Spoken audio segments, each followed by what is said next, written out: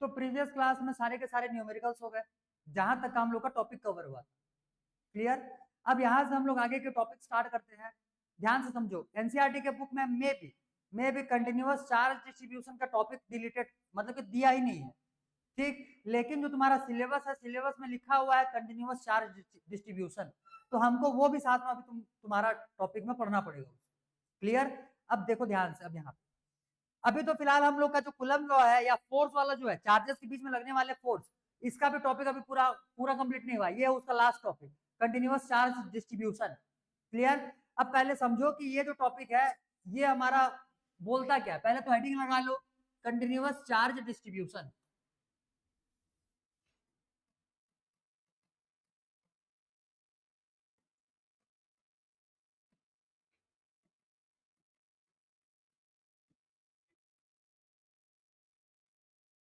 Continuous charge distribution.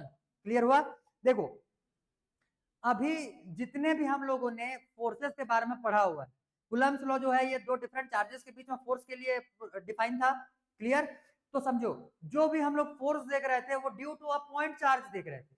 बोलने का मतलब, यहाँ पे जैसे मैं एक चार्ज ले लिया Q प्लस Q ले लिया, इसको भी हम लोग क्या एज्यूम किए हुए थे, पॉइंट चार्ज।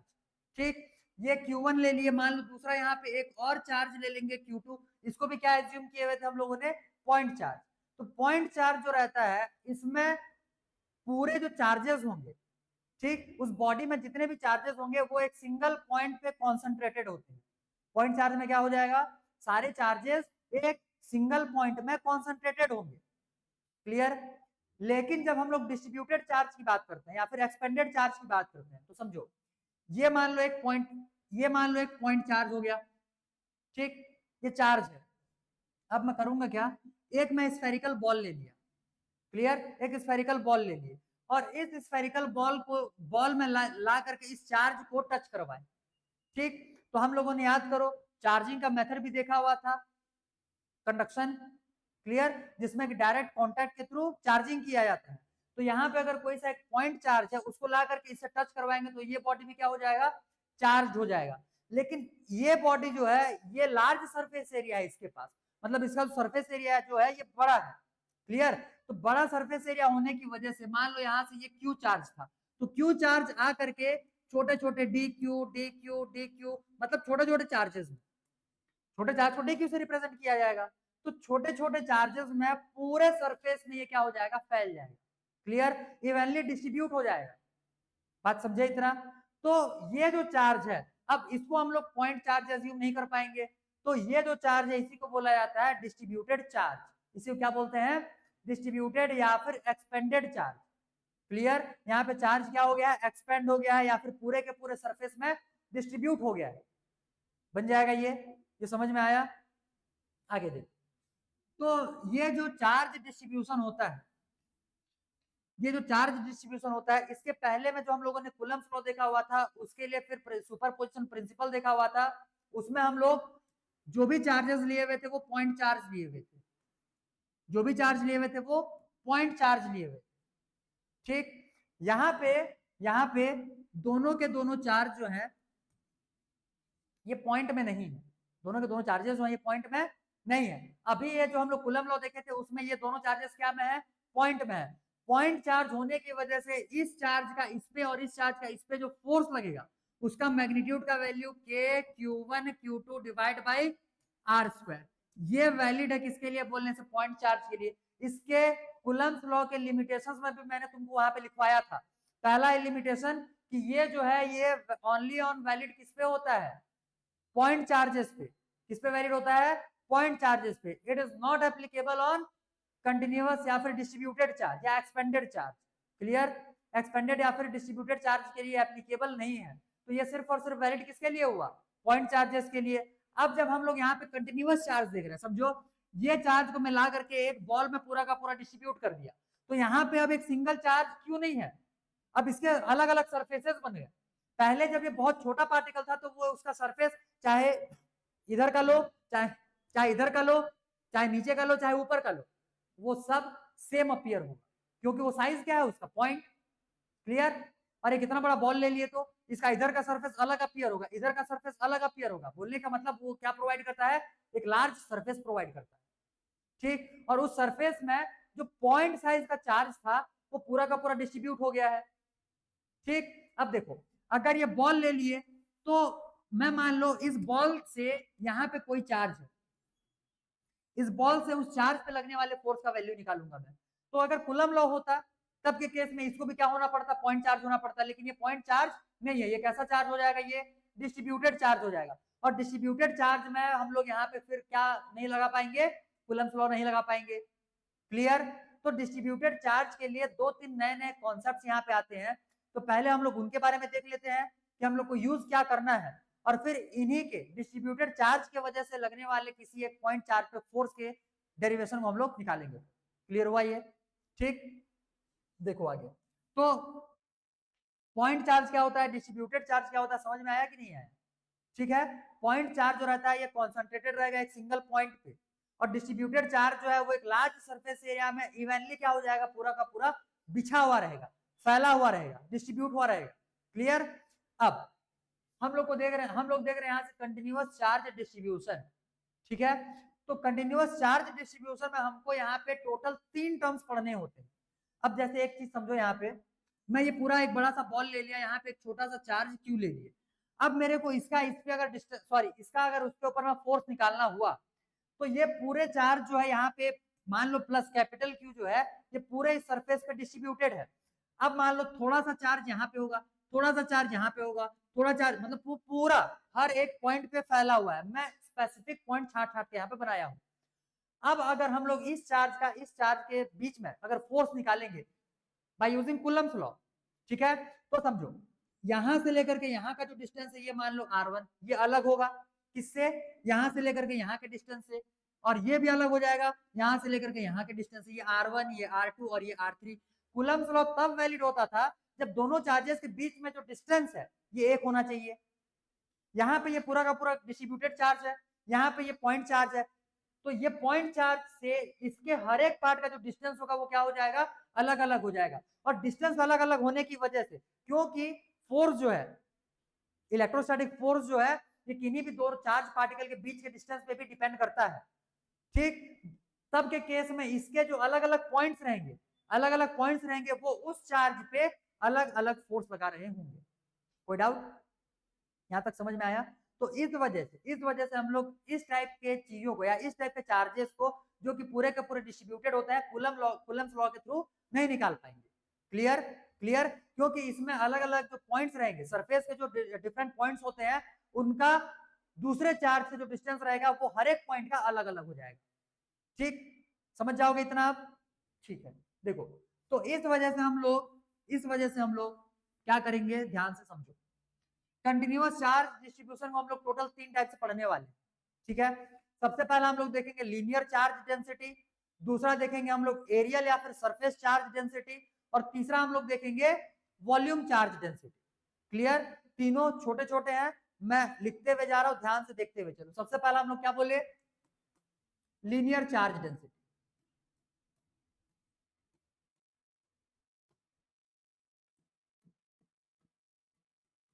ठीक। सेकंड नंबर हम लोग देखेंगे इस पे सरफेस चार्ज डेंसिटी,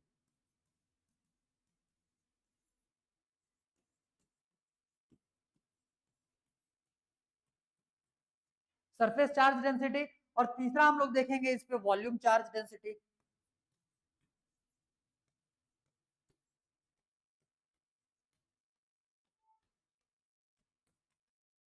ये तीनों केसेस हम लोग तब एनालाइज करते हैं जब हमारे पास जो सरफेस रहता है उस पे चार्ज जो होगा वो कंटिन्यूअस या फिर क्या होगा, पूरा का पूरा फैला हुआ रहेगा, ठीक। तब के केस में हम लोग ये 3 टर्म्स का वहां पे यूज करेंगे।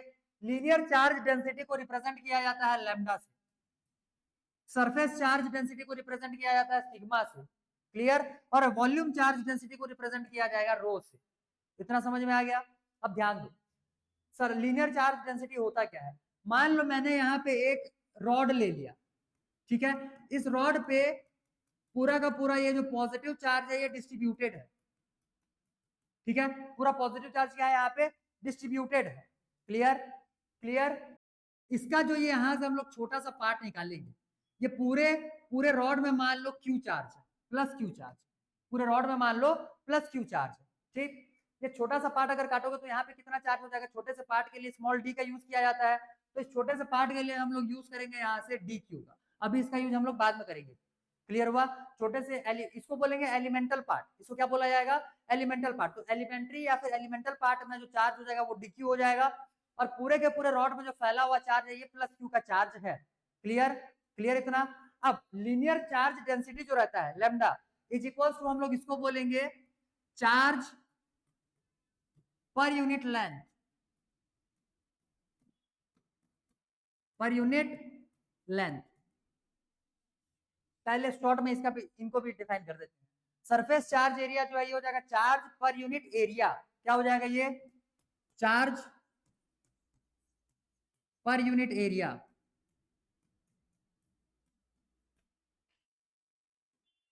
क्लियर? और वॉल्यूम चार्ज डेंसिटी का मतलब हो जाएगा चार्ज पर यूनिट वॉल्यूम।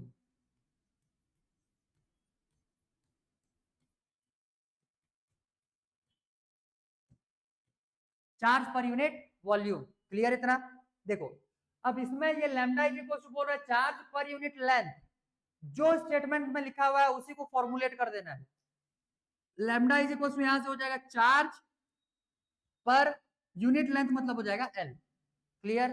चार्ज पर यूनिट लेंथ, ये किसके लिए फॉर्मूला आ गया, लैम्डा के लिए। क्लियर है? अगर हम लोग किसी भी एक एलिमेंटल पार्ट के लिए चार्ज निकालेंगे, मतलब छोटे से पार्ट के लिए अगर चार्ज निकालते हैं, क्लियर, छोटे से पार्ट के लिए अगर चार्ज निकालेंगे, या छोटे से पार्ट के चार्ज के लिए अगर हम लोग लीनियर चार्ज डेंसिटी निकालेंगे, छोटे से पार्ट के चार्ज के लिए अगर हम लोग लीनियर चार्ज डेंसिटी निकालेंगे तो होगा क्या, देखो, for elementary part,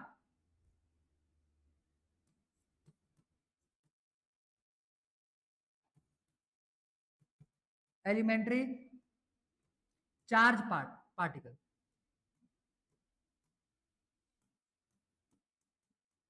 particle d q, elementary charge particle d q के लिए ये जो फॉर्मूला है ये क्या बन जाएगा, lambda is equals to d q divide by d L.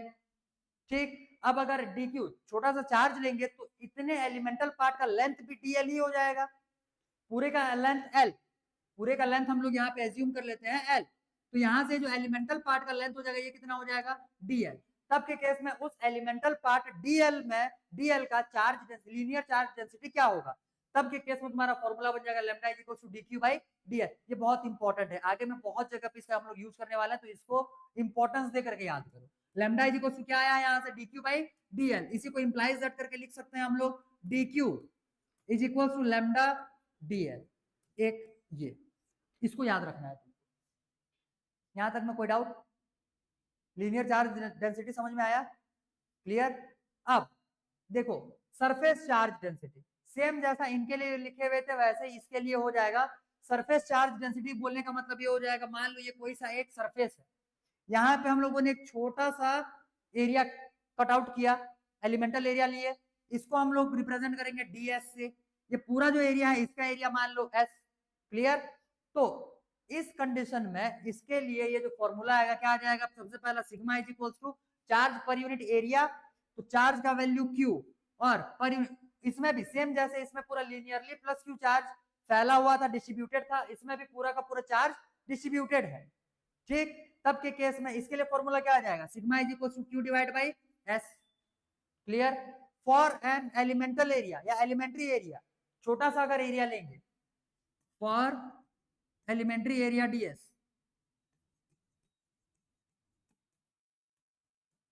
For elementary area d s, sigma का वैल्यू क्या हो जाएगा, sigma is equals to d q divide by d s. Clear? यहां से डी क्यू का वैल्यू यहां से भी निकाल लो, d q equals to q, sorry, sigma ds. ये समझे? क्लियर हो गया? सेम ऐसे ही वॉल्यूम के लिए तुमको निकालना है, तो वॉल्यूम के लिए क्या हो जाएगा, मैं डायरेक्ट फॉर्मूला आप लिख रहा हूं, sigma is sorry rho is equal to आ जाएगा यहां से q divide by V. Clear? V हो जाएगा यहां से वॉल्यूम, और for for a elementary volume मतलब छोटे से वॉल्यूम के लिए छोटे से वॉल्यूम के लिए का बात अगर यहाँ पे करते हैं, फॉर एलिमेंट्री वॉल्यूम,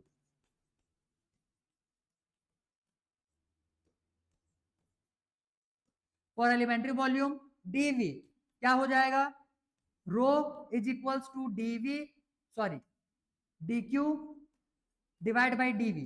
तो यहां से फिर डीक्यू का वैल्यू कितना आ जाएगा, डीक्यू का वैल्यू आ जाएगा यहां से रो डीवी, रो डीवी। क्लियर हुआ ये, इतना समझ में आ गया, उतारो जल्दी। तीनों के यूनिट्स लिखने की कोशिश करो तो लैम्डा का यूनिट क्या होगा, सिग्मा का यूनिट क्या होगा, और रो का यूनिट क्या होगा, कोशिश करो लिखने का। आ गया, बोल। हाँ, क्या चीज भाई, मीटर, तो कूलम पर मीटर, ठीक, इसका हो जाएगा कूलम पर मीटर यूनिट, इसका हो जाएगा कूलम पर मीटर, इसका यूनिट हो जाएगा कूलम पर मीटर स्क्वायर, और इसका यूनिट हो जाएगा कूलम पर मीटर क्यूब। क्लियर, क्योंकि एरिया में हम लोग 2 बार लेंथ लेते हैं, वॉल्यूम में हम लोग 3 बार लेंथ लेते हैं, तो इस वजह से उसका पहले वाले का कूलम पर मीटर, दूसरे का कूलम पर मीटर स्क्वायर, और तीसरे का कूलम पर मीटर क्यूब। क्लियर हुआ, ये हो जाएगा तुम्हारे यूनिट्स, ये हो जाएंगे तुम्हारे यूनिट्स, किसके किसके लिए बोलने से, linear charge density, surface charge density, और volume charge density.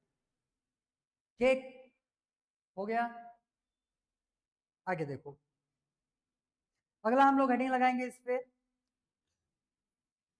Force, force due to continuous charge distribution, force due to continuous charge distribution.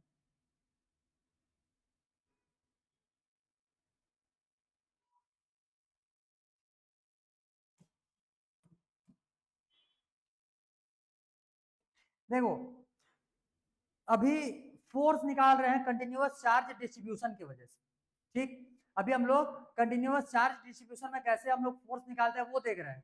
यहाँ पे तो फोर्स देखेंगे, जो कॉन्सेप्ट मैं यहाँ पे लगाऊंगा सेम वही कॉन्सेप्ट अभी जो नेक्स्ट टॉपिक हम लोग देखने वाले हैं, इलेक्ट्रिक फील्ड, ठीक है। तो इलेक्ट्रिक फील्ड में भी हम लोग इलेक्ट्रिक फील्ड का इंटेंसिटी फाइंड आउट करने वाले रहेंगे, जैसे यहाँ पे कूलम्स फोर्स निकाल रहे हैं, इलेक्ट्रोस्टैटिक फोर्स, तो वहां पे हम लोग इलेक्ट्रिक फील्ड फाइंड आउट करेंगे। तो जो जो चीजें हम लोगों ने फोर्स के लिए पढ़ते हुए आया हुआ है, सेम वही चीज हम लोग को पढ़ना है फिर किसके लिए, इलेक्ट्रिक फील्ड के लिए। क्लियर, वही उसी पैटर्न पे। तो ये जो अभी मैं यहाँ पे लिखा रहा हूँ इसको एकदम ध्यान से देख लेना, क्योंकि सेम हम लोग देखेंगे अगले वाले के लिए भी। अब मैं यहाँ पे एक ही प्लेस पे छोटा छोटा ही डेरिवेशन, मैं उसको ज्यादा लेंथी नहीं खींचना चाहता, क्योंकि एग्जाम में बहुत कम पूछा जाता है। हालांकि एनसीईआरटी के बुक में तो ये टॉपिक भी नहीं है, सिलेबस में लेकिन दिया हुआ है, कंटिन्यूअस चार्ज डिस्ट्रीब्यूशन का सिलेबस में टॉपिक दिया हुआ है। क्लियर, इतना मैं यहीं पे सारा तीनों 3 टाइप्स होंगे, तीनों को मैं यहीं पे बता दे, देखो ध्यान से। पहले तो एक को बता रहा हूँ, और बाकी जो दोनों रहेंगे उसको मैं शॉर्ट में निपटा दूँ, ठीक। अब सबसे पहला तो मान लो ये एक एल लेंथ का रॉड है, ये एल लेंथ का एक रॉड हो गया। क्लियर, एक एल लेंथ का ये रॉड हो गया। अब यहां से मान लो किसी एक एक्स डिस्टेंस पे कोई सा एक पॉइंट है, मान लो पॉइंट पी, और यहाँ पे एक चार्ज रखा हुआ है क्यू। क्लियर, क्लियर, एक चार्ज रखा हुआ है वहां पे क्यू, इतने में कोई डाउट नहीं। इसको क्यू नॉट एज्यूम कर लो अभी के लिए, क्योंकि आगे चल करके जो अगला टॉपिक आने वाला है वहां पे हमारा क्यू नॉट का बहुत यूज होगा। तो अभी से यहाँ से थोड़ा थोड़ा आदत बनाना चालू करो। वहां पे चार्ज क्या रखा हुआ है, क्यू नॉट। क्लियर, अब देखो या ये तो पूरा एल लेंथ का है, और चार्ज जो है वो सारे के सारे पार्ट में डिस्ट्रीब्यूटेड है। अगर मैं इस स्पेसिफिक पॉइंट की बात करूंगा तो यहाँ तक का जो डिस्टेंस रहेगा वो अलग हो जाएगा, इस स्पेसिफिक पॉइंट की बात करेंगे तो डिस्टेंस अलग हो जाएगा। बात समझ रहे हो ये, ठीक है। एक काम करते हैं, इसको एक्स ना लेकर के इसको अभी के लिए आर डिस्टेंस मान लो, इसको अभी आर डिस्टेंस ले लीजिए। और अलग अलग पॉइंट का हम लोग यहाँ पे निकाल नहीं पाएंगे, क्योंकि कूलम्स लॉ यहाँ पे वैलिड होता ही नहीं है। लेकिन ये जो एल लेंथ है यहाँ पे भी मान लो पूरा का पूरा क्यू चार्ज जो है वो डिस्ट्रीब्यूटेड है, पूरा क्यू चार्ज डिस्ट्रीब्यूटेड है। अब मैं कोई सा भी एक एलिमेंटल एरिया, एलिमेंटल लेंथ ले लेता हूं, ये डीएल, ठीक, क्या ले लिए, डीएल। कोई डाउट, इतना इतना समझ में आ गया। अब समझो, ये जो लेंथ है, छोटा सा लेंथ है, ये तो एक पॉइंट जैसा अपीयर हो रहा होगा, बहुत ही छोटा लेंथ लिए हुए हैं। यहां से लेकर के यहां तक का जो लेंथ मान लो, ये हम लोग ले लेते हैं x। क्लियर? इस छोटे से एलिमेंटल पार्ट तक का। और ये जो छोटा सा एलिमेंटल पार्ट अपने आप में है, इसको हम लोग, इसका लेंथ कितना लिए हुए हैं, dl, या इसको dx भी मान सकते हो, ये समझे? उसको dx, चलो dx ले लेते हैं ताकि हम लोगों को फिर आगे में, क्योंकि इंटीग्रेशन परफॉर्म करेंगे तो ये काम आएगा। तो ये क्या ले लेंगे हम लोग, इसको dx ले लिए। इतना समझ में आया? किसको किसको क्या क्या एज्यूम किया, ये आया दिमाग में? ठीक। अब समझो, अगर हम लोग यहाँ पे एक सिंगल पॉइंट ही रहता तो सीधा यहाँ से हम लोग कूलम्स लॉ लगा देते। तो यहाँ पे तो तुमको एक सिंगल पॉइंट दिख रहा होगा, हम लोगों ने अभी अभी बनाया हुआ है। एक यहाँ का चार्ज कितना, dq, ये छोटे से एरिया का चार्ज कितना हो जाएगा, dq। तो एक ये पॉइंट चार्ज हो गया dq, और एक दूसरा पॉइंट चार्ज हो जाएगा यहाँ से q नॉट। आ गया ये समझ में?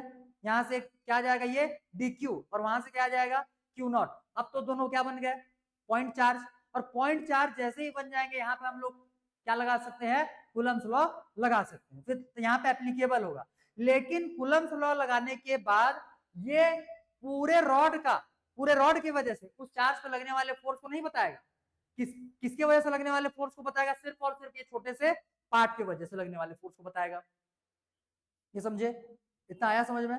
अब देखो, तो अगर ये तो कंटिन्यूअस हो गया, पिछले साल 11th में साल भर चिल्लाते हुए आए हैं कि जब भी कंटिन्यूअस चीजों को हम लोगों को फाइंड आउट करना रहता है तो वहां पे हम लोग को इंटीग्रेशन परफॉर्म करना होता है।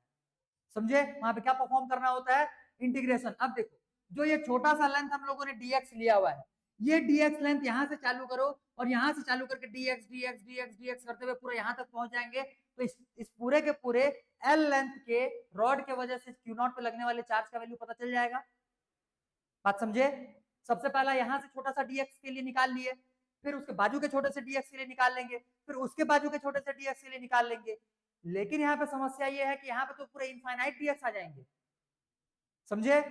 5 dx आते तो पांचों dx को प्लस करके 5 dx लिख लेते, 6 dx आते तो 6 को प्लस करके 6 dx लिख लेते। लेकिन यहाँ पे इनफाइनाइट है, छोटे छोटे dx करते हुए तुम्हारे यहाँ पे इनफाइनाइट आ जाएंगे। तो जब इनफाइनाइट पार्ट्स में कंटिन्यूअस फॉर्म में कोई सा भी चीज डिस्ट्रीब्यूट हो जाता है तो वहां पे फिर हम लोग इंटीग्रेशन परफॉर्म करते हैं। क्या किया जाएगा, यहाँ पे इंटीग्रेशन किया जाएगा। कोई डाउट इतने में? नहीं? आगे देखो, तो हम लोग क्या लिख रहे थे, सबसे पहला हेडिंग में क्या लगाने के लिए बोला था, force due to continuous charge distribution.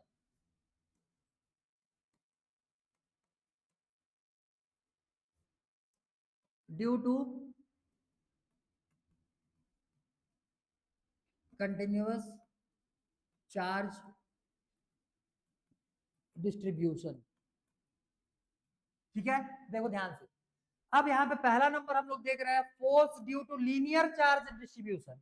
ये लीनियर चार्ज डिस्ट्रीब्यूशन हुआ है यहाँ पे, तो पहला नंबर क्या आ जाएगा, लीनियर चार्ज डिस्ट्रीब्यूशन। ये समझे कि नहीं समझे, ये कॉन्सेप्ट पूरा ये क्लियर हो गया? अब देखो आगे,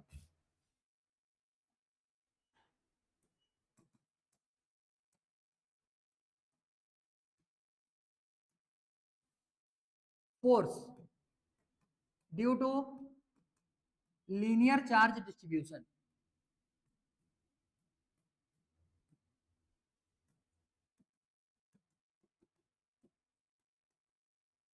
क्लियर हुआ? क्लियर हुआ? अब देखो, अगर हम लोग ये पूरे पूरे रॉड की वजह से फोर्स निकालते तो हमारा बड़ा सा फोर्स निकलता। हम लोग ये छोटे से पार्ट dx के लिए हम लोग फोर्स निकाल रहे हैं, तो हमारा फोर्स का भी वैल्यू क्या हो जाएगा, छोटा सा हो जाएगा। इसको हम लोग किससे डिनोट करेंगे, df। क्लियर?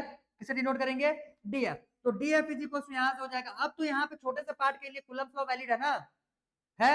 तब के केस में k dq dot q not, ये dq और डॉट q नॉट, मतलब कि मल्टीप्लाई हो गया q नॉट से, दोनों चार्जेस का प्रोडक्ट हो गया, और डिवाइड बाई क्या आ जाएगा, यहाँ से ये वाला डिस्टेंस x डिस्टेंस पे है ना, ये कितने डिस्टेंस पे है, ये छोटा सा पार्ट x डिस्टेंस पे, तो डिवाइड बाई क्या आ जाएगा यहाँ से, x स्क्वायर। कोई डाउट इसमें? अब देखो, यहाँ से चलो Q नॉट को बाहर निकाल दिए एक तरीके से, उसका तो वैल्यू एक बार मान लो फिक्स है, K तो कांस्टेंट है, तो बाहर निकलेगा ही निकलेगा। ठीक, अभी तो Q नॉट को भी यहाँ अंदर में ही रखने देते हैं। तो देखो, जब ये फॉर्म आ चुका है, अब हम लोगों को इसको क्या करना पड़ेगा, इंटीग्रेटिंग बोथ साइड। ठीक है, जब दोनों साइड में इंटीग्रेट करेंगे ये हो जाएगा df, integration of df equal to K common निकाल देंगे, ये कांस्टेंट है, integration of q q not divide by x into D Q, यही आएगा, यही आएगा। अब यहाँ पे ध्यान दो, ऊपर में किसे इंटीग्रेट कर रहा है, dq से, और यहाँ पे वेरिएबल टर्म कौन सा है, x, तो dq, q है एक चार्ज, q क्या है, एक चार्ज, और x क्या है, लेंथ या डिस्टेंस। तो चार्ज के रिस्पेक्ट में डिस्टेंस को इंटीग्रेट कर पाओगे क्या, नहीं ना, तो इसको हमको किस में चेंज करना पड़ेगा, या तो इसको चार्ज में चेंज करेंगे, या फिर इसको dq को हम लोग एक लेंथ में चेंज कर देंगे, ताकि लेंथ के रिस्पेक्ट में हम लोग इसका इंटीग्रेशन कर पाए। और अभी अभी हम लोगों ने लीनियर चार्ज डिस्ट्रीब्यूशन पढ़ करके आया हुआ है, तो लीनियर चार्ज डिस्ट्रीब्यूशन में हम लोगों ने क्या देखा था, वहां पे एज क्या हो जाएगा, dq is equals to lambda dl, देखे थे ना, वहां पे dl देखे हुए थे, तो यहाँ पे क्या ले लेंगे, उसको dx ले लेंगे। क्लियर, यहाँ पे क्या ले लिया जाएगा, उसको dx ले लिया जाएगा। तो देखो आगे यहाँ पे l ले लो, क्योंकि l लेंथ का पूरा रॉड है, यहीं तक हम लोग को इंटीग्रेट करना है ना, कहाँ तक इंटीग्रेट करना है, उसको l लेंथ तक का ही इंटीग्रेट करना है आगे। तो यहाँ से ये हो जाएगा f इक्वल्स टू k का k, q नॉट का q नॉट यहाँ पे रहने दो, और ये हो जाएगा फिर इंटीग्रेशन l का l, ये q नॉट को भी अंदर में लिखो, q not divide by q not divide by यहाँ पे ये एक्स स्क्वायर का एक्स स्क्वायर, और dq इज इक्वल टू यहाँ से क्या आ जाएगा, dq की जगह पे क्या आ जाएगा, लैम्डा dx, क्या आ जाएगा, लैम्डा dx। कहां से आया बोलने से, यहां से आया हुआ, बन जाएगा। अब ये समझ में आया, तो ये हम लोगों ने किसका डेरिवेशन निकाल लिया, force due to linear charge distribution, force due to linear charge distribution. इतने में किसी को समस्या, इतने में किसी को समस्या नहीं। अब देखो बाकी दोनों को मैं एकदम शॉर्ट में लिख रहा हूँ बाजू, एक हो जाएगा तुम्हारा एरियल चार्ज डिस्ट्रीब्यूशन के लिए फोर्स, और दूसरा हो जाएगा वॉल्यूम चार्ज डिस्ट्रीब्यूशन के लिए फोर्स। ठीक है, सेम कॉन्सेप्ट लगाएंगे एरिया के लिए, मैं यहाँ पे शॉर्ट में लिख रहा हूँ, तुम उसको पूरा का पूरा लिखना, force due to surface charge distribution.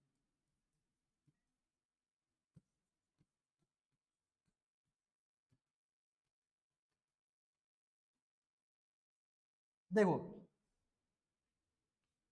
जो कॉन्सेप्ट हम लोग यहाँ पे लगाए हुए हैं, वही कॉन्सेप्ट हम लोग को किसमें लगाना है, सरफेस चार्ज डिस्ट्रीब्यूशन के लिए। ठीक, तो यहाँ पे dq तक तो सेम इंटीग्रेट करोगे उसको, या इस स्टेप तक का सेम लेकर के आओगे। dq का वैल्यू जब लीनियर चार्ज डिस्ट्रीब्यूशन रहता है, तो इसका फॉर्मूला तुम लीनियर चार्ज डेंसिटी से लाओगे। जब यही तुम्हारा फॉर्मूला किसके लिए बन जाएगा, यही फोर्स का वैल्यू किसके लिए निकालना रहेगा, एरिया या फिर सरफेस चार्ज डिस्ट्रीब्यूशन के लिए। तब के केस में dq का वैल्यू क्या रखोगे, सिग्मा ds, क्या रखोगे, सिग्मा ds, समझे, क्या रखोगे, सिग्मा ds बन जाएगा। और जब यही वॉल्यूम के लिए निकालोगे, तब के केस में dq का वैल्यू क्या रखोगे, रो dv। आया समझ में, ये हो गया फोर्स के लिए। यहां से आ जाएगा वॉल्यूम के लिए, मैं शॉर्ट में लिख दे रहा हूं यहाँ पे, f इज इक्वल्स टू के इंटीग्रेशन ऑफ, ये सरफेस एरिया का इंटीग्रेशन हो रहा है, तो ये हो जाएगा कितना, q not divide by x square, और यहाँ पे क्या आ जाएगा, ds। कोई डाउट, क्लियर। नेक्स्ट वॉल्यूम के लिए क्या हो जाएगा, यहाँ से f equal to K under root sorry integration of, यहाँ पे वॉल्यूम का हो रहा है v ले लो, और ये क्या हो जाएगा, q not divide by x square, और यहाँ पे dv हो गया। अब बन जाएगा, ठीक है, छापो।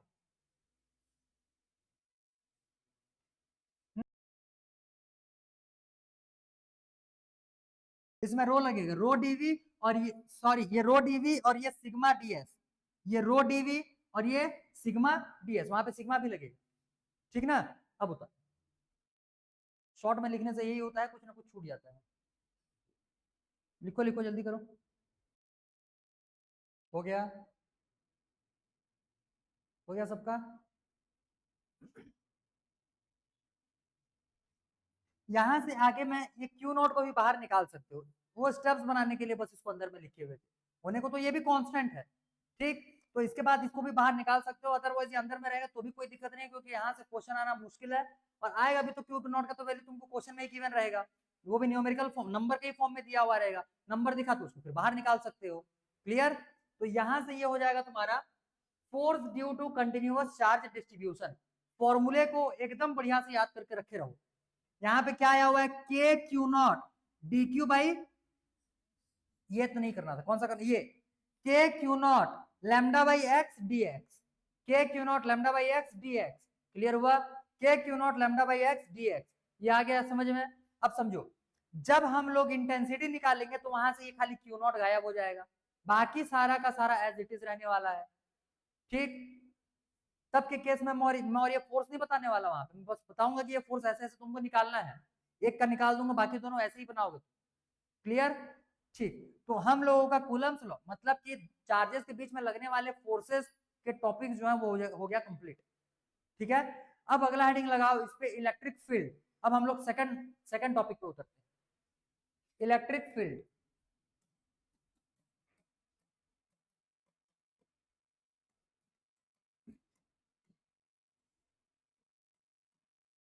इलेक्ट्रिक फील्ड, ठीक। देखो, इलेक्ट्रिक फील्ड को पढ़ने के लिए बेसिकली हम लोग को तीन टर्म्स यहां से पहले हम लोग को क्लियर करना पड़ेगा। ठीक है, तो इसमें से क्या क्या आ जाएंगे, सबसे पहले तो खुद इलेक्ट्रिक फील्ड का इलेक्ट्रिक फील्ड देखेंगे, ये एक्चुअली में होता क्या है। सेकंड नंबर हम लोग इसमें देखेंगे सोर्स चार्ज, सेकंड नंबर हम लोग इसमें देखेंगे सोर्स चार्ज। क्लियर, और थर्ड नंबर इसमें हम लोग देखेंगे टेस्ट चार्ज। थर्ड नंबर हम लोग इसमें देखेंगे टेस्ट चार्ज। क्लियर, क्लियर हुआ ये। अब समझो एक एक करके यहाँ पे, अब एक एक को डिफाइन करते हैं। यहाँ पे इलेक्ट्रिक फील्ड बोलने का मतलब ये क्या हो जाएगा, किसी भी, ध्यान से समझो, किसी भी एक पॉइंट चार्ज, मैं यहाँ पे प्लस क्यू ले लिया, किसी भी एक पॉइंट चार्ज के वजह से, किसी भी एक पॉइंट चार्ज के वजह से इसके अराउंड एक ऐसा रीजन क्रिएट होता है, या एक ऐसा एरिया क्रिएट हो जाएगा जहां पे जब किसी दूसरे चार्ज को, मान लो यहां से मैंने एक क्यू नॉट चार्ज लिया, ये क्यू नॉट चार्ज को यहाँ पे अगर प्लेस करेंगे इस पूरे रीजन के किसी भी पॉइंट पे, ठीक, तो ये जो क्यू नॉट चार्ज है ये यहाँ पे एक फोर्स एक्सपीरियंस करेगा। क्लियर हुआ, तो जिस रीजन में कोई दूसरा चार्ज फोर्स एक्सपीरियंस करता है उस रीजन को क्या बोला जाता है, electric field, electric field of that point charge. Clear हुआ, क्लियर हुआ। चलो अब इसको लिखते हैं,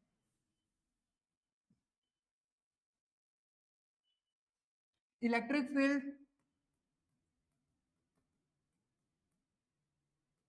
साथ साथ लिखते चलो, electric field is a region around,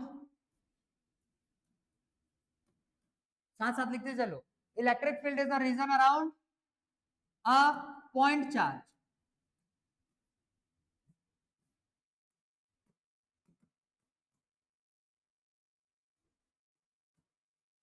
point charge where any other charge particle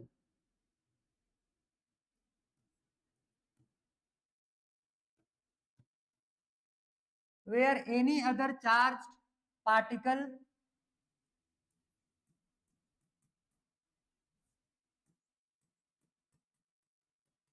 can experience a force,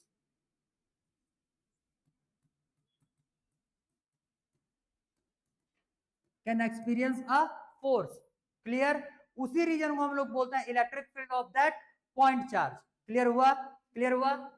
electric field is a region around a point charge where any other charge particle can experience a force. Simple, आया बात समझ में, clear हुआ। अब यहां पे हम लोग सोर्स चार्ज किसको बोल रहे हैं, देखो ध्यान से, पहले तो ये समझो, जो मैंने यहाँ पे ये प्लस क्यू चार्ज लिया ये हो गया पॉइंट चार्ज, ये अपने अराउंड में एक इलेक्ट्रिक फील्ड क्रिएट करेगा, और हम लोग जो इसके इलेक्ट्रिक फील्ड में लाने वाले हैं जिस चार्ज को, ये चार्ज है क्यू नॉट, ये चार्ज क्या है, क्यू नॉट। क्लियर हुआ, तो सेकंड जो सोर्स चार्ज दिया हुआ है इसमें लिखेंगे unit charge,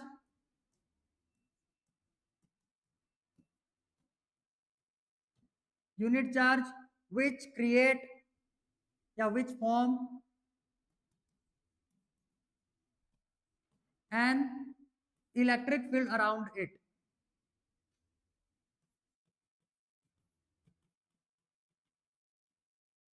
field around it is is called source charge. ठीक, is called source charge.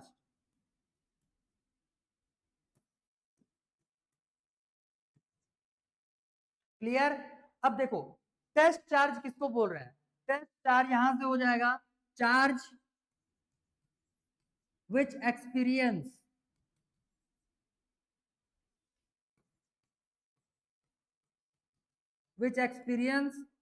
an influence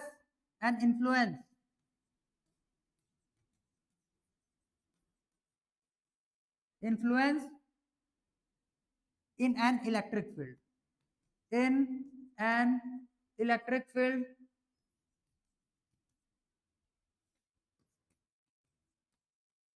of a point charge. ठीक, तो टेस्ट चार्ज इस वाले के हिसाब से हम लोग मानेंगे क्यू नॉट को. टेस्ट चार्ज क्या हो जाएगा? Q not. सोर्स चार्ज यहां से क्या हो जाएगा? Plus Q. क्लियर? और ये जो पूरा का पूरा एरिया दिख रहा होगा तुमको, ये हो जाएगा यहाँ का इलेक्ट्रिक फील्ड. और इलेक्ट्रिक फील्ड किसका है बोलने से? पॉइंट चार्ज का, टेस्ट चार्ज का नहीं है. अब इसके बारे में और डिटेल देखेंगे. क्लियर हुआ? क्या हो जाएगा यहाँ से? Test charge. समझ में आ गया बात? ठीक, ठीक है, उतारो. एक काम करो, ये टेस्ट चार्ज क्या है यहां से? Q not. सोर्स चार्ज क्या हो जाएगा? Plus Q. ये भी लिख लो. हो गया? इसको डिनोट किया जाता है वेक्टर ई से. ठीक, इलेक्ट्रिक फील्ड को भी वेक्टर ई से डिनोट करेंगे. और अभी जस्ट इसके बाद का टॉपिक है, क्या हो जाएगा? Electric field intensity. उसको भी हम लोग वेक्टर ई से डिनोट करने वाले हैं. ठीक है, उसको भी हम लोग वेक्टर ई से डिनोट करेंगे. जैसे पोटेंशियल और पोटेंशियल डिफरेंस दोनों को ही कैपिटल वी से डिनोट किया जाता है. याद है ना? सेम वैसे ही ये देखो, इतना लिख लिए. इतने में कोई डाउट और किसी को नहीं? आगे बढ़ते हैं. देखो यहां से अब अगला हेडिंग लगाओ यहाँ पे, electric field intensity.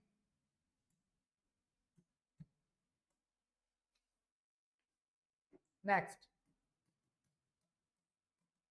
Electric field intensity.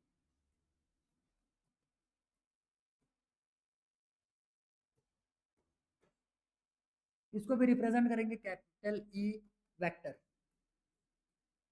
ये ठीक, ये हो जाएगा इलेक्ट्रिक फील्ड इंटेंसिटी. अब देखो ध्यान से समझो. चलो चार्ज का तो तुम एक्सपीरियंस नहीं कर पाओ क्योंकि ये तुम्हारा प्रैक्टिकल लाइफ में कभी देखे नहीं हो. मैग्नेट तो देखे हुए हो. हालांकि मैग्नेट के बारे में ये जो अभी टॉपिक बता रहा हूँ, मैग्नेट का एग्जांपल लेकर के इसको एग्जैक्ट हम लोग पढ़ेंगे मैग्नेटिज्म वाले चैप्टर्स में. लेकिन उससे रिलेट करने के लिए अब यहाँ पे थोड़ा समझना चालू करो. जैसे मान लो एक मैग्नेट ले लिए यहाँ पे, ये एक मैग्नेट ले लिए. ठीक है, ये अपने अराउंड में एक क्या करेगा? एक पूरा का पूरा रीजन क्रिएट करेगा. जब दूसरे मैग्नेट को इसके पास में लाएंगे,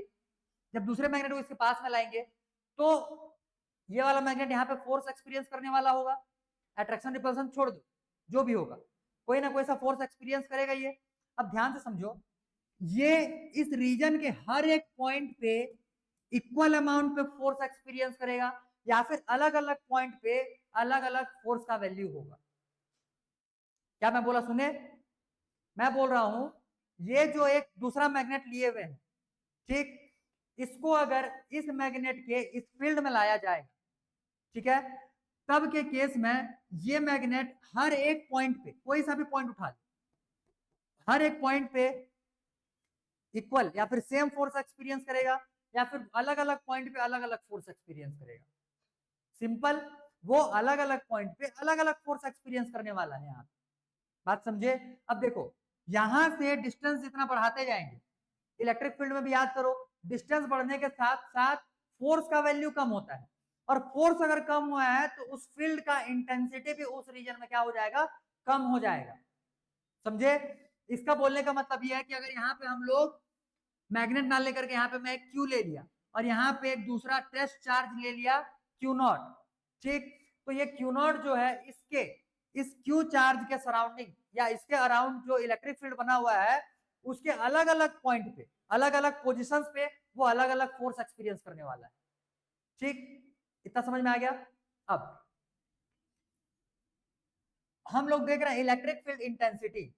तो इंटेंसिटी का मतलब कितने ज्यादा अमाउंट पे फोर्स एक्सपीरियंस कर रहा है उसी चीज को रिप्रेजेंट कर रहा होगा। तो जितना ज्यादा दूर में रहेगा उतना कम इंटेंसिटी होगा, और जितना उस चार्ज के पास जाएगा वो उतना ज्यादा इंटेंसिटी होगा। ये समझे? ये समझ में आया? क्लियर हुआ? तो इंटेंसिटी का मतलब क्या है कि कोई सा भी यूनिट चार्ज, कोई सा भी कोई सा भी टेस्ट चार्ज, क्या कोई सा भी टेस्ट चार्ज किसी एक यूनिट चार्ज के इलेक्ट्रिक फील्ड में, किसी एक यूनिट चार्ज के इलेक्ट्रिक फील्ड में किसी भी पॉइंट पे कितना फोर्स एक्सपीरियंस कर रहा है, इसी को हम लोग बोलते हैं क्या? Electric field intensity.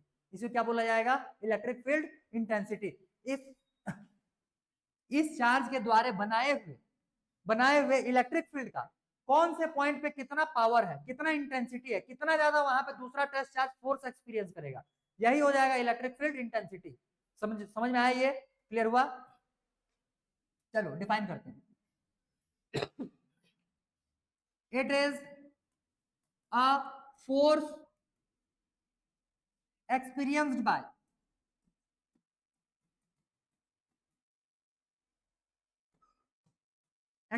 by a test charge when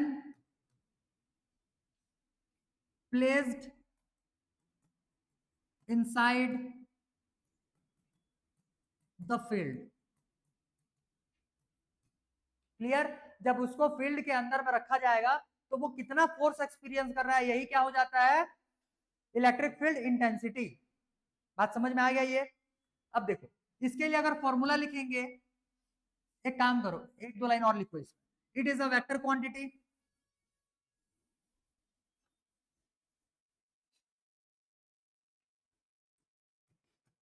it is a vector quantity and represented by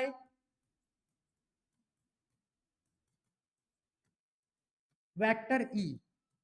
ठीक, तब के केस में इसका फॉर्मूला बन जाएगा vector E equal to vector F divide by Q naught. Q naught पे हम लोग फोर्स अप्लाई कर रहे हैं ना, और ये क्यू नॉट क्या है यहाँ पे? Test charge. तो टेस्ट चार्ज कितना फोर्स एक्सपीरियंस कर रहा है, इसी को हम लोग बोलते हैं इलेक्ट्रिक फील्ड इंटेंसिटी। समझ में आया ये? टेस्ट चार्ज कितना फोर्स एक्सपीरियंस कर रहा है, इसी को बोलते हैं इलेक्ट्रिक फील्ड इंटेंसिटी। बन जाएगा अब ये समझ में आया? तो E इज इक्वल टू क्या हो जाएगा? F divide by Q not. अब ध्यान दो यहाँ, अब पहले मैं एक काम करो, इसको मैं अभी क्या बोलते हैं स्केलर फॉर्म में ही सॉल्व कर रहा हूँ, वेक्टर फॉर्म में लिखेंगे बाद में। चलो ऐसे लिखेंगे अभी, E is equal to F, E equals to F divide by Q naught. ठीक, अब यहाँ पे हमारे पास दो चार्जेस हैं, एक तो ये हो गया प्लस क्यू यूनिट चार्ज, और एक हो जाएगा ये Q naught test charge. Q naught test charge, force का वैल्यू निकालेंगे, दोनों के दोनों पॉइंट चार्जेस जैसा दिख रहा है, तो यहाँ पे कूलम्ब्स लॉ वैलिड है, तब के केस में फोर्स इज इक्वल टू क्या हो जाएगा? F इज इक्वल टू क्या हो जाएगा? F between these two charges K Q Q not divide by R square, अगर इन दोनों के बीच का डिस्टेंस R हो तो। ठीक है, R हो तो। अब यहां से F का वैल्यू उठाओ, यहां पे लाकर के पटको, वो क्या जाएगा? E इक्वल टू F का value K Q1 Q2 divide by R square, और एक सेकेंड Q नॉट Q और Q not divide by R square और whole divide by Q not. यहां तक समझ में आया? Q नॉट से Q नॉट कैंसिल, तो इलेक्ट्रिक फील्ड का वैल्यू क्या निकला? मैग्नीट्यूड कितना आ जाएगा? K Q divide by R square. Force होता तो यहाँ पे K Q1 Q2 दोनों चार्जेस लेते, लेकिन इंटेंसिटी में सिर्फ और सिर्फ एक चार्ज लेना रहता है। कैसे आया? समझ में आया? अब फोर्स रहता तो यहाँ पे Q1 Q2 दोनों लेते, और वो फॉर्मूला यूज करते सारे फोर्स के लिए, न्यूमेरिकल्स के लिए। ठीक है, अब जब इलेक्ट्रिक फील्ड इंटेंसिटी आ गया तो इसमें से एक चार्ज को हटा देना। कौन से चार्ज को हटाओगे, ये भी दिमाग में बिठा करके रखना। जिस चार्ज के वजह से दूसरे चार्ज को हम लोग टेस्ट कर रहे हैं, दूसरे चार्ज का इलेक्ट्रिक फील्ड निकाल रहे हैं, उसको एलिमिनेट करो। ठीक, सोर्स चार्ज को एलिमिनेट नहीं करना है, कौन से चार्ज को एलिमिनेट करना है? टेस्ट चार्ज को एलिमिनेट करना है। बात समझे? ये कोई डाउट? बना लोगे ना? अब फोर्स जो कूलम्ब्स लॉ में तुमको बोल रहा था, कूलम्ब्स लॉ में बस यहाँ पे ये Q Q नॉट आ जाएगा, और जब हम लोग इलेक्ट्रिक फील्ड इंटेंसिटी लेंगे तो एक Q या एक चार्ज का जो वैल्यू रहेगा वो हट जाएगा वहां से, जो कि टेस्ट चार्ज होने वाला है। इतना समझ में आ गया? इसको लिखो, फिर टेस्ट चार्ज के बारे में थोड़ा सा लिखवाएंगे। एक काम करो, रुको, वहां पे प्लेस खाली है, लिख लेने दो मेरे को यहीं पे, फिर लिखना आराम से। अब देखो, यहाँ पे हम लोग लिए हुए हैं टेस्ट चार्ज, ठीक, यहाँ पे क्या लिए हुए हैं? Test charge. अब दूसरा एक चीज और समझ लो, इट इज क्या बोल रहा है? It is the vector quantity represented by vector E, represented by vector E, और इसका जो डायरेक्शन होगा, अब डायरेक्शन भी इंपॉर्टेंट है, तो इलेक्ट्रिक फील्ड इंटेंसिटी का डायरेक्शन वही होगा जो फोर्स का डायरेक्शन होगा। अब देखो, अगर ये पॉजिटिव चार्ज और ये भी पॉजिटिव चार्ज, तो ये उस पर किधर फोर्स लगाएगा? बाहर की तरफ रिपेल करेगा उसको। तब के केस में ये डायरेक्शन हो जाएगा तुम्हारा फोर्स के लिए, और वही अगर फोर्स का डायरेक्शन है तो यही तुम्हारा क्या हो जाएगा? इलेक्ट्रिक फील्ड इंटेंसिटी का भी डायरेक्शन हो जाएगा। कोई डाउट? वही अगर मैं इसको प्लस चार्ज ना लेकर के माइनस क्यू ले लिया, तब के केस में वो उसको खींचेगा, खींचेगा तो फोर्स किधर लगेगा? इधर। जब इधर फोर्स लग रहा होगा तो इलेक्ट्रिक फील्ड इंटेंसिटी भी किधर हो जाएगा? अंदर की तरफ। क्लियर? इसका बोलने का मतलब ये है कि अगर हम लोग चार्ज प्लस क्यू लेते हैं, तब के केस में इलेक्ट्रिक फील्ड इंटेंसिटी का डायरेक्शन रेडियली आउटवर्ड, किधर? Radially outward. और जब हम लोग कोई सा एक माइनस क्यू चार्ज लेते हैं, तब के केस में electric field intensity radially inward, E का डायरेक्शन इनवर्ड, और इसमें ई का डायरेक्शन आउटवर्ड। कोई डाउट? कोई डाउट इतना? इसमें कोई डाउट है? और समझ में आ गया ये? तो देखो ध्यान से, ये प्लस क्यू लिए, ये माइनस क्यू लिए, माइनस क्यू लेंगे तो इनवर्ट जाएगा वो, प्लस क्यू लेंगे तो वो आउटवर्ड जाएगा। हालांकि इनके बारे में अभी हम लोग इलेक्ट्रिक फील्ड लाइंस, जो अगला टॉपिक हमारा आने वाला है, वहां पे और डिटेल में देखेंगे, लेकिन यहाँ पे भी थोड़ा थोड़ा दिमाग लगाना चालू करो।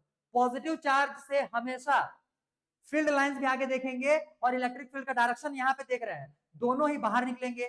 और नेगेटिव चार्ज में हमेशा फील्ड लाइंस भी अंदर आएंगे, और इलेक्ट्रिक फील्ड इंटेंसिटी का डायरेक्शन भी अंदर की तरफ, रेडियली इनवर्ड। क्लियर? इसको लिखेंगे रेडियली आउटवर्ड। लिखो लिखो जल्दी, आगे ऊपर लिखो, रेडियली आउटवर्ड,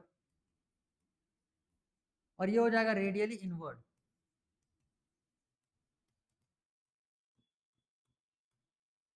ठीक, दोनों को लिखो जल्दी, फिर टेस्ट चार्ज को थोड़ा सा एक्सप्लेन करेंगे।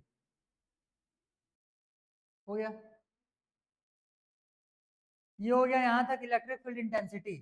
अब यहाँ से हम लोग थोड़ा सा देखेंगे, ज्यादा तो डिटेल है नहीं वैसे भी, थोड़ा सा डिटेल देखेंगे टेस्ट चार्ज के लिए। देखो,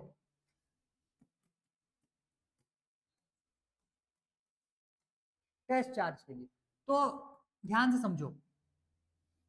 देखो, अगर अगर हम लोग यहाँ पे कूलम्स लॉ लिखते हैं, ठीक, यहाँ पे हम लोग क्या लिखते हैं? Coulomb's law. ध्यान दो, यहाँ पे फोर्स इज इक्वल टू हो जाएगा K(Q1)(Q2) divide by are square.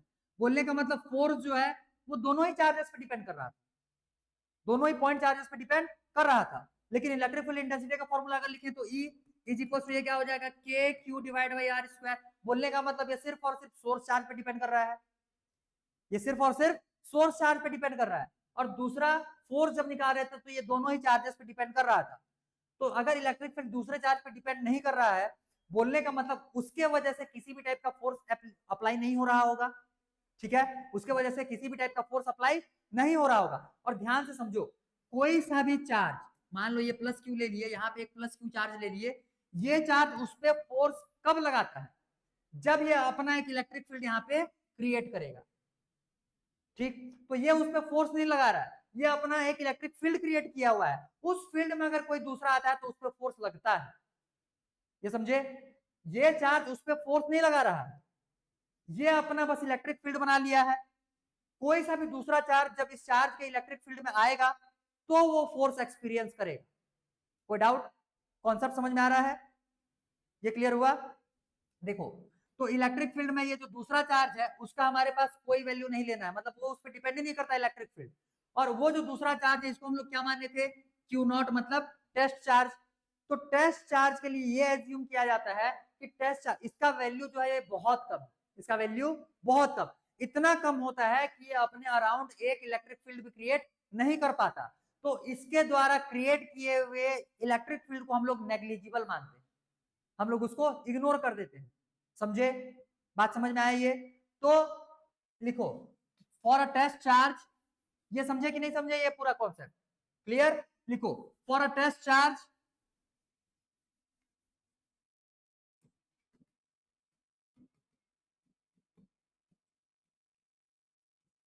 Electric field created by its own.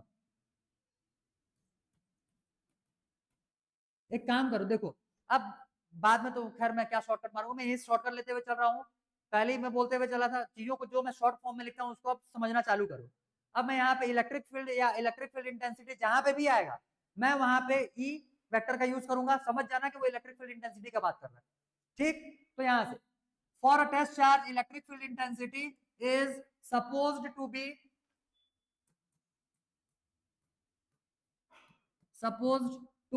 B zero. Clear, suppose to be zero, उसका इलेक्ट्रिक फील्ड इंटेंसिटी का वैल्यू क्या होता है, zero. As Q naught is taken as very small. ठीक है, Q not को हम लोग बहुत छोटा लिए हुए हैं, और इसको रिप्रेजेंट करने का तरीका अगर हम लोग मैथमेटिकल फॉर्म में इसका रिप्रेजेंटेशन देखेंगे तो E इज इक्वल टू होता है limit Q naught tends to zero, और यहां से फॉर्मूला क्या था, F by Q naught, F by Q naught, ये होता है उसका एक्चुअल मैथमेटिकल रिप्रेजेंटेशन। यहां से क्यू नॉट को किसके किसके इक्वल बता रहा है, जीरो के इक्वल नहीं बता रहा है, जीरो के नियरेस्ट वैल्यू बता रहा है, और जीरो के नियरेस्ट वैल्यू का मतलब क्या होता है, एकदम नेग्लिजिबल वैल्यू है। तो इसका चार्ज का वैल्यू अगर नेग्लिजिबल है तो ये अपने सराउंडिंग में या अपने अराउंड ये मैग्नेटिक सॉरी इलेक्ट्रिक फील्ड ये क्रिएट ही कैसे करेगा, समझे। और अगर q not electric field create ही नहीं करेगा तो इलेक्ट्रिक फील्ड इंटेंसिटी उस पर डिपेंड ही नहीं करेगा। अगर यहाँ पे हम लोग फोर्स देख रहे होते तब के केस में क्यू नॉट के इलेक्ट्रिक फील्ड को हम लोग जीरो नहीं मानते। आया बात समझ में, क्लियर हुआ, ये इतने में किसी को डाउट है नहीं। एक दूसरा कॉन्सेप्ट समझो, जैसे मान लो ये प्लस क्यू चार्ज है, यूनिट चार्ज है, कोई दूसरा चार्ज हम लोग लिए हैं क्यू नॉट।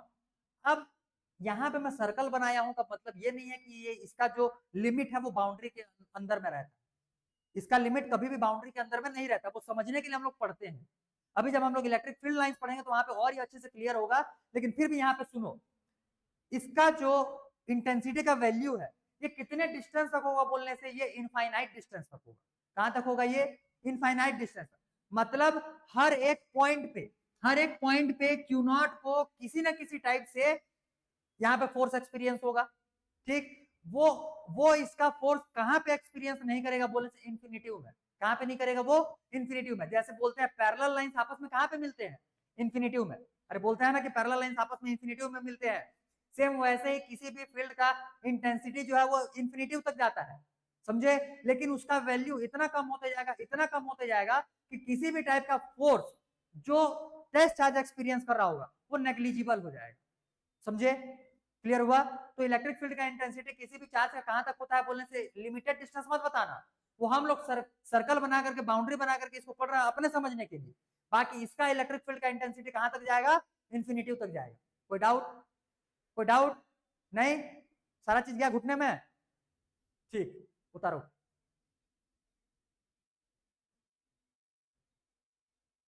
तो टेस्ट चार्ज के बारे में सारा कुछ समझ में आया कि नहीं आया, हो गया। चलो मेरे को ये बताओ, जितने लोग कूलम्स लॉ पढ़े हुए हो उसमें हम लोगों ने फोर्स को तीन तरीके से बताया, मैंने वहां पे फोर्स को तुमको तीन तरीके से डिराइव किया हुआ था। सबसे पहला तो फोर्स को स्केलर फॉर्म में, दूसरा पोजीशन वेक्टर के फॉर्म में, और एक वेक्टर फॉर्म में।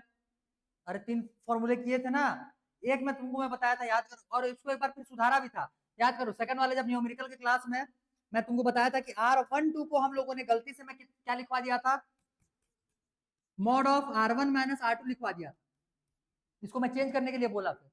ठीक, तो इसको चेंज करके क्या लिखने के लिए बोला, R2 माइनस R1 लिखना है, R1 माइनस R2 नहीं, R2 माइनस R1, क्योंकि इसी से रिलेटेड एक क्वेश्चन भी बनाए थे, और उसी क्वेश्चन में तुमको बताया था कि इसको चेंज कर लेना, क्लियर। तो ये कौन से फॉर्म में हो जाएगा, पोजीशन वेक्टर के फॉर्म में।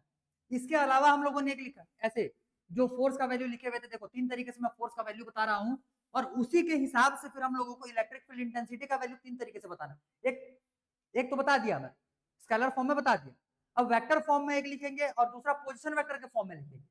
फोर्स को पहले एक बार रिवीजन देखो, बता रहा हूं।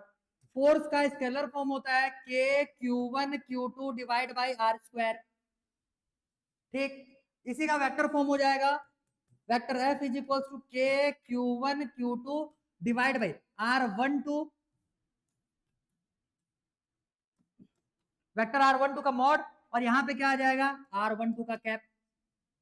ठीक, अब फिर पोजीशन वेक्टर के फॉर्म में ये तब लेंगे जब ओरिजिन एक पॉइंट हो और दूसरा पॉइंट आर के मतलब कि आर वेक्टर के बाद आ रहा हो, ठीक है, उसका डिस्प्लेसमेंट वेक्टर आर हो, r12 हो, और दूसरा जो अलग अलग पॉइंट्स पे ले रहे हैं, अलग अलग पॉइंट्स पे दो चार्जेस लिए हुए हैं, उनमें से एक भी ओरिजिन के पास नहीं होगा, दोनों ओरिजिन से अलग जगह पे होंगे, तब के केस में यहाँ पे ये r12 क्या लिखने के लिए बोला था मैं, यहाँ पे लिखा था ना अभी r12 क्या लिखने के लिए बोला, r2 minus r1, r2 minus r1। अब देखो तो फोर्स इज इक्वल टू यहाँ से क्या आ जाएगा, इज इक्वल टू ये हो जाएगा k q1 q2 divide by, इसको क्या लिखोगे, mod of vector r2 minus vector r1। ठीक, और कैप का फॉर्म कैसे चेंज करने के लिए बोले थे, ये कैप r12 है तो इसको क्या लिख सकते हो, vector r12 divide by mod of vector r12, ये होता है।